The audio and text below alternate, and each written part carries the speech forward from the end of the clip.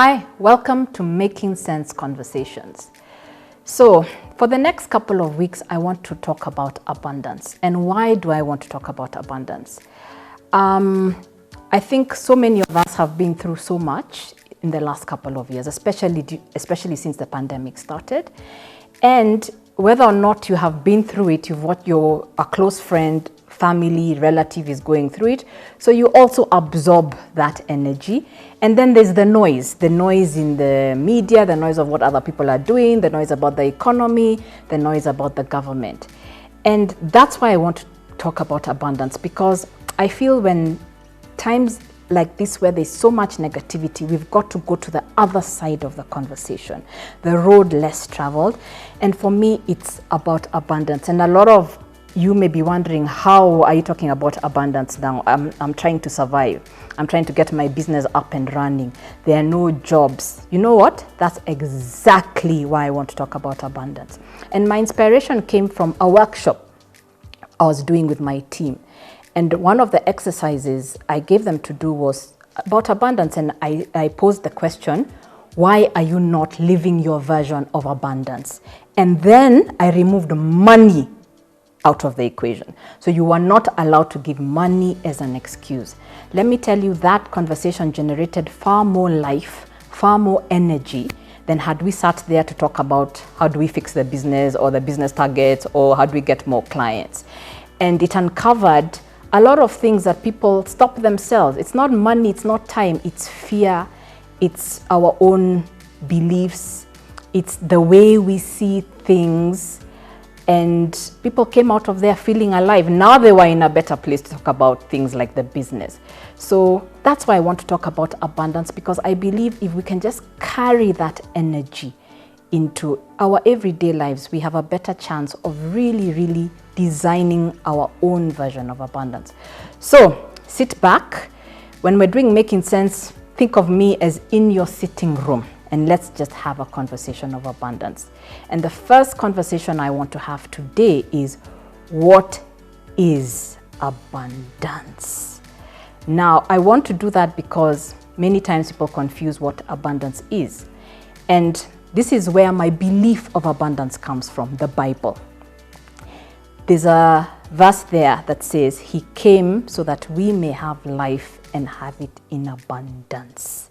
Now, there's no caveat to that statement. There's no, He came, He may have life and have it in abundance if you have a job, if you have investments, if you have assets, if the economy is going super well, yeah?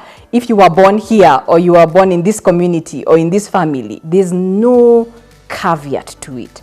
So when I think about abundance, that's my first place. I am convicted that everybody is meant to live abundantly because that is what Jesus said. Simple as that, yeah? So once I go there, I can then start defining and saying, what is my version of abundance? And for me, it came, and sometimes your own life will teach you about abundance. All of us have had abundant experiences, but we always tend to remember the bad, not the good. And for me, it came when I was starting Centonomy years ago, about 12 years ago. And I started Centonomy by doing one-on-one personal financial planning with clients. Now, I was doing this while I was in the worst financial situation of my life. I've often shared this story because it is such a profound learning for me. And I was insecure. And when I say really bad financial situation, I mean even getting to where the client is was a problem. I'd look at my car, it's on E, and be like, will E take me? With this kind of a car, does E mean 5 kilometers, 10 kilometers, things like that. And I was scared that when I went to speak to the client, they'd be like, what's your portfolio? What have you done for yourself? I was just coming out of a failed business at that point, so I was not feeling abundant. But guess what? I still had value to give. In fact, it is those very experiences that the client was learning from. I'll tell them, these are the mistakes I made, and I can see you're about to make the same mistakes or are making the same mistakes. This is where my experiences led me. And I started even seeing my difficult experiences, or what you would think as failures, as things that I could use to teach other people. That's abundance. So I learned that where I want to go, money has nothing to do with it.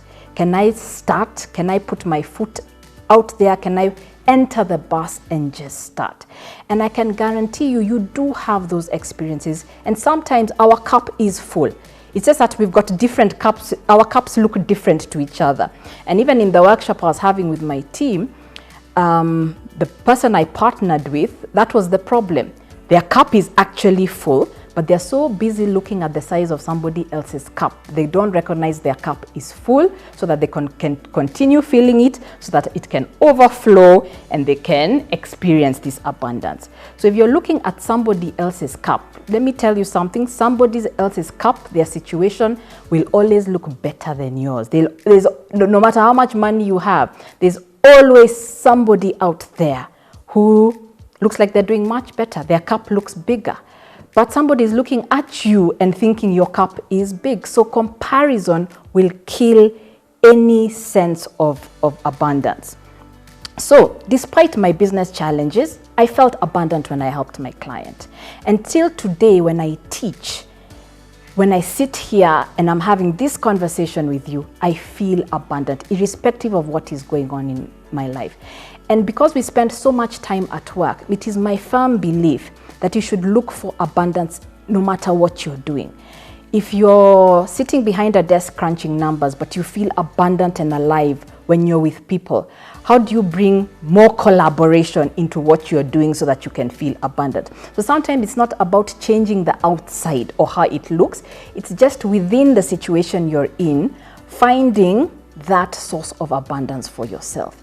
So I've learned to go back and understand, when do I feel most abundant? Of course, as I've said, when I teach, when I have conversations with people that are meaningful. That is why I've called this Making Sense Conversations.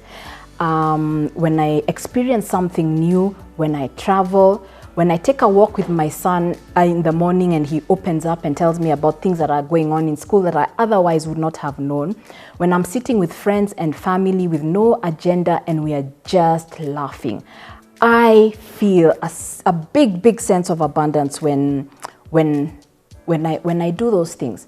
So abundance to me is that, living fully. I often go to, on my last day on earth, what will I want? I will want to feel that I've cheated the grave. I will want people to be around me and say, actually, it was time. You left everything on the table as much as I could. I'm not perfect, as much as I could.